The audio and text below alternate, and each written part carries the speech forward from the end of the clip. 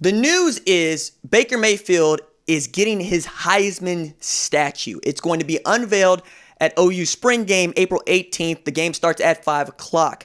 This is a big deal. It's not just a big deal because Baker Mayfield is getting his Heisman statue, but because for the first time we're going to see a Heisman statue unveiled at an event, at an exhibition inside Memorial Stadium on Owen Field, which is such a recruiting flex for Lincoln Riley, especially coming off of hosting the top uncommitted, highly recruited, uncommitted quarterback in the 2021 class in Caleb Williams. Now, for those that don't know, this is a huge deal in Oklahoma, and you would only know if you are an OU football fan, and you really only know if you're an OU football fan who's been to Memorial Stadium, just how big it is to have one of these Heisman statues. One, they're enormous, and they sit just outside the stadium on the east end.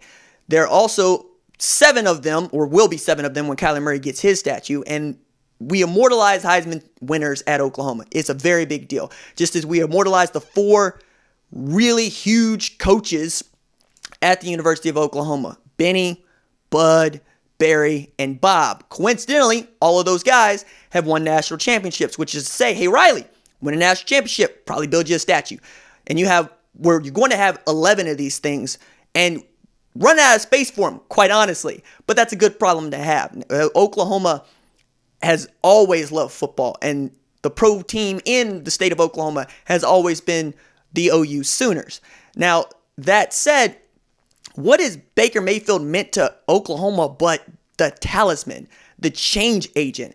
Because following a piss-poor showing in 2014 that finished with a 40-6 beating with the announcement of what Clemson would be in the Sweatpants Bowl, Baker Mayfield wins the job outright from Trevor Knight, and 2015 begins that run of 4 college football playoff berths in 5 years and 5 consecutive Big 12 championship wins. Mayfield and Riley, to a degree, gave Oklahoma its identity back after a really abysmal season where Bob fired Josh Heupel and those guys still don't talk. And Riley shows up from East Carolina, of all places, after Gil Brandt says to Bob, I think I found your offensive coordinator. Now, Mayfield wasn't even supposed to be at Oklahoma because he walked on to Texas Tech. He ends up getting the job because Davis Webb and Michael Brewer can't do it, and he's great.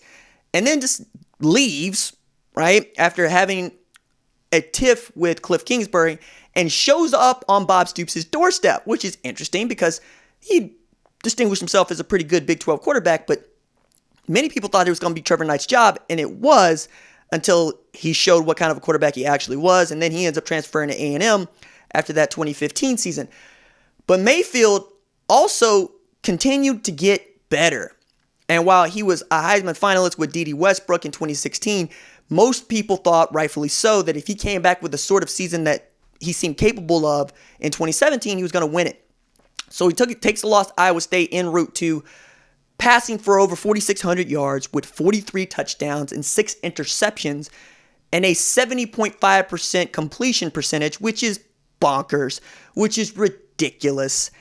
And yeah, take the L to Georgia in the Rose Bowl, but his career at Oklahoma is always going to be thought of as awesome because nobody had ever seen what Baker Mayfield was before. He is singular.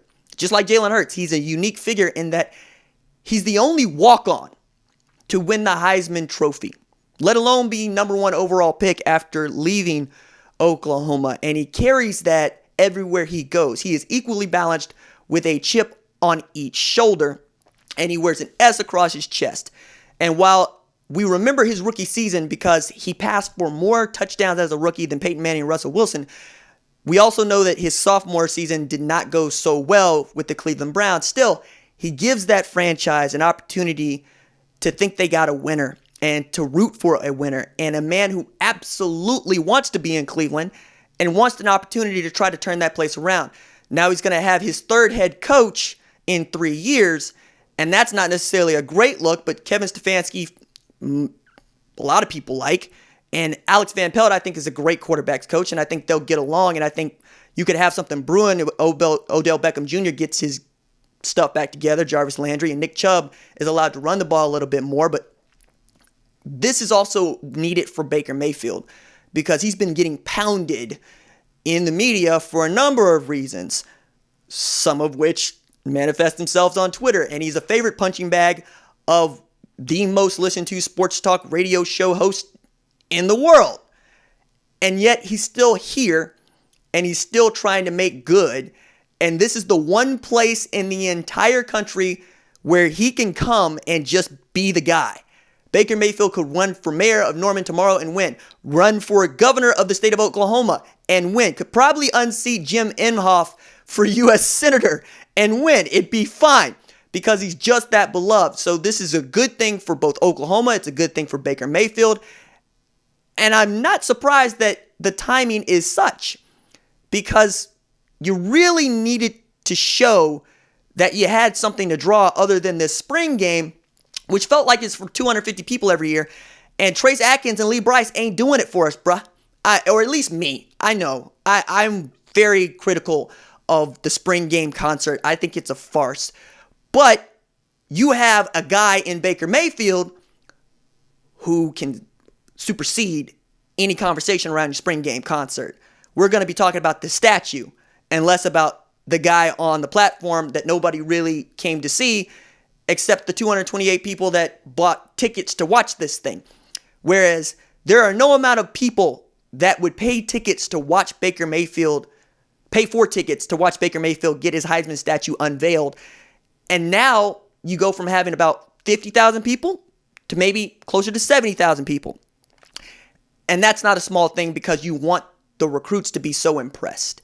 And if they get to watch how we will respond to Baker Mayfield's Heisman statue being unveiled and how we will respond to Baker Mayfield being back on Owen Field, you got to believe that that's going to help Lincoln Riley in his efforts to recruit a top 5 class in 2021, which is still on the table. And you're going to see a ton of prospects at this spring game, and you're going to see a ton of blue chippers at this spring game. So kudos to Lincoln Riley, kudos to Joe Constiglione for one, getting this statue done in time for the spring game, and two, having the presence of mind to unveil it in front of a large group of people as opposed to across the street just a few hours before the game in front of like a group of reporters. It's a flex. I appreciate that Lincoln Riley is something of a P.T. Barnum when it comes to recruiting, and I'm excited about this.